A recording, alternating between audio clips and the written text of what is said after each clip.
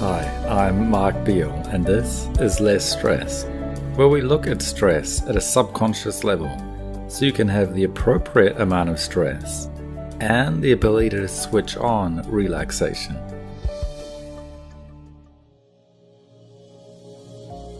This recording uses NLP or neuro-linguistic programming techniques instead of formal hypnosis.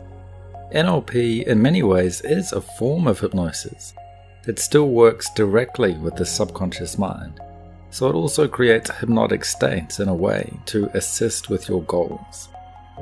So it's best to listen only when you can give this your focused attention. So what is stress? Well, it comes in cycles. Stress and relaxation are a natural part of the cycle of life. It's run by the subconscious mind. Just as our subconscious circadian rhythm runs the cycles of sleep and wakefulness during waking life, we have appropriate cycles of stress and relaxation. This recording focuses on situations when you know, I don't need stress in that situation or for that amount of time. But this conscious realization doesn't stop the stress. Stress can be helpful and appropriate, and when it is, it's called eustress. Our stress response turns on to energize, motivate, and focus us for a specific event. We have the right amount of the stress response for the right amount of time. Then we switch off the stress response and switch on the relaxation response. Yet stress can be unhelpful and inappropriate when it becomes excess stress or distress. We have too much stress, which is counterproductive, so we freeze up, get demotivated, or lack clarity, and therefore act inefficiently. We can have the stress for too long, so it becomes constant general stress. If we never really turn off the stress response and switch on the relaxation response. It's important to start by setting the goal skillfully and clearly for less stress. We're not trying to get rid of stress or never have stress. That's not possible or desirable. We're deciding to have the right amount of stress, the right kind of stress for the right amount of time, and then the right amount of relaxation for the right amount of time. We need stress to deal with specific situations efficiently. Once the situation's over, we need relaxation for longer-term general efficiency. So now you can choose with less stress to leave behind some of the significant causes and consequences of excess stress. The first one is the effect of stress on physical health. So why manage stress and balance stress and relaxation? Well, we need to, because excess stress creates wear and tear and strain on the body. Stress blocks the body's natural ability to rest, rejuvenate, and heal itself. The immune system is weakened, so we're vulnerable to get colds, fatigue, headaches, aches and pains, disturbed sexual desire, disturbed sleep, lack of clarity in our thinking. Studies have linked stress as a contributing factor in many diseases, from IBS and high blood pressure to heart disease. Excess stress is a state of dis-ease that over time can create disease. Relaxation, the appropriate times and levels, is a state of being at ease. So what triggers stress? Well, stress is connected with our subconscious fight or flight mechanism. We don't have to consciously analyze, decide, and motivate ourselves to deal with a threat. Stress hormones automatically release into the body, raising our focus, strength, and stamina. Our heart rate, breathing, and nervous system all speed up, while lower priority subconscious functions like digestion are shut down.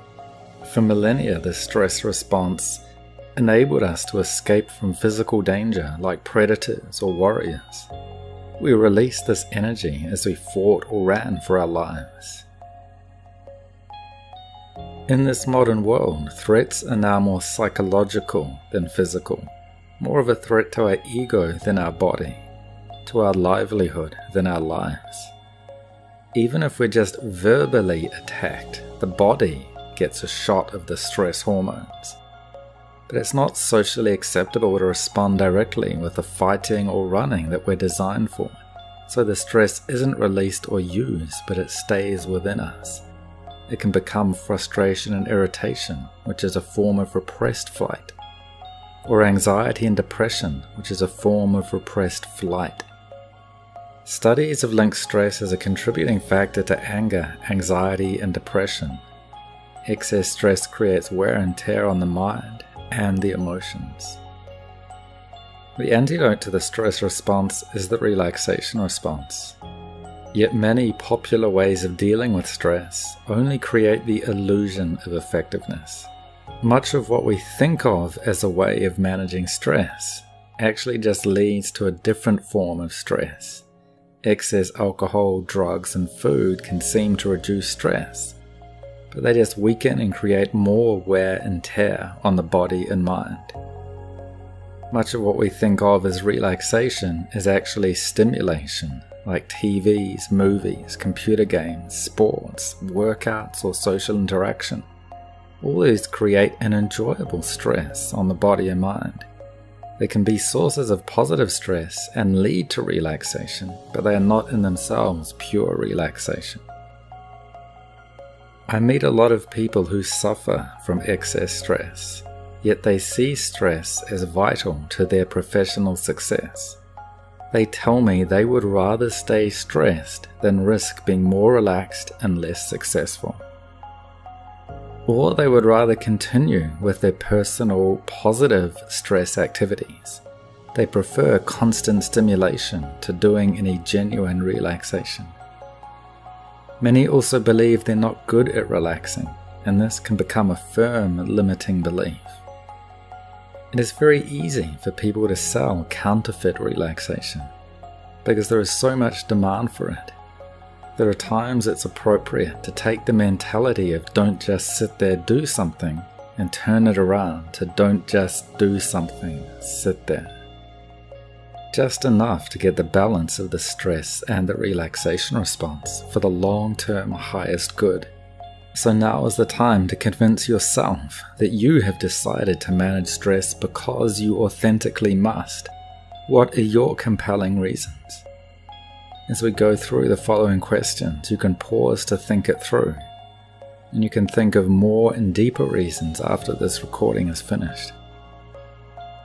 Many issues we face are symptoms of stress, so if we deal with underlying stress, we can be better placed to deal with the many other issues we face. What are the 3 worst things about stress for you? Has stress affected you personally, impacting on the quality of your relationships?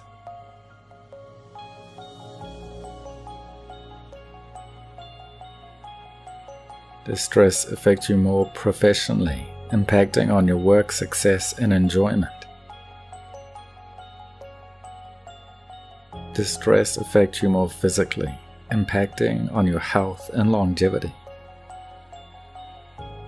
How does stress affect you? Does stress wear you down?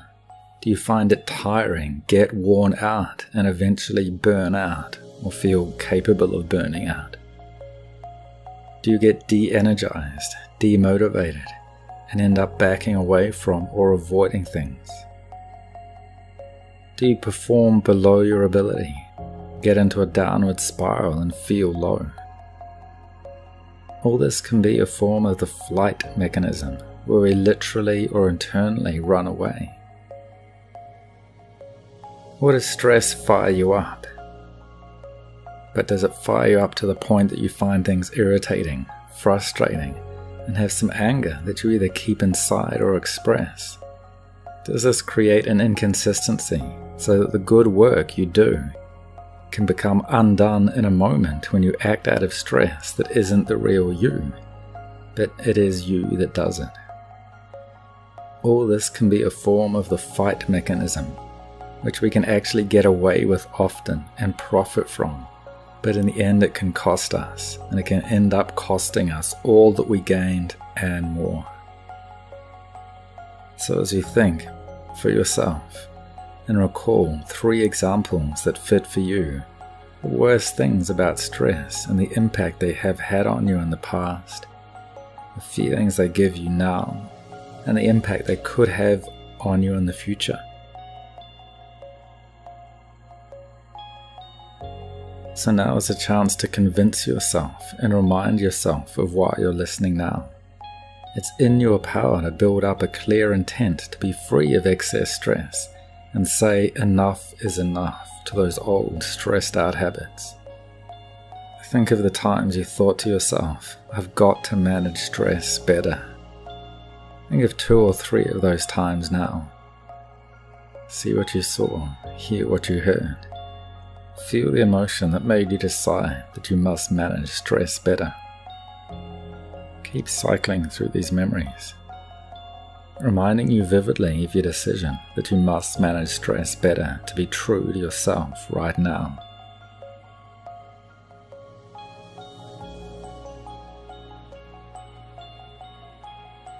What will be the 3 best things that less stress will do for you? Are they personal, professional, or social?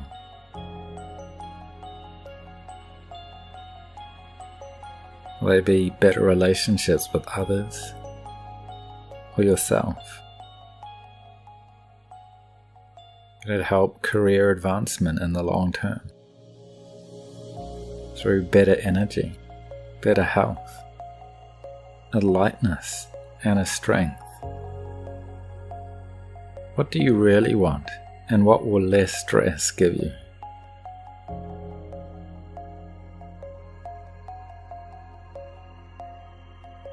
So you can continue to create a few compelling reasons, some musts that make it a must to have less stress and more relaxation. You can decide to manage stress better and use real relaxation, because excess stress is counterproductive. And more relaxation is actually the way to be more productive and enjoy things more. Once you have thought about your relationship with stress and decided to choose less stress, you can listen to the hypnosis recordings in the Less Stress program. You can also check out my other free downloads, especially Relaxation Inspiration, Future Self-Hypnosis, Hypnosis for Flow States, and Progressive Muscle Relaxation, which are all complementary for stress reduction.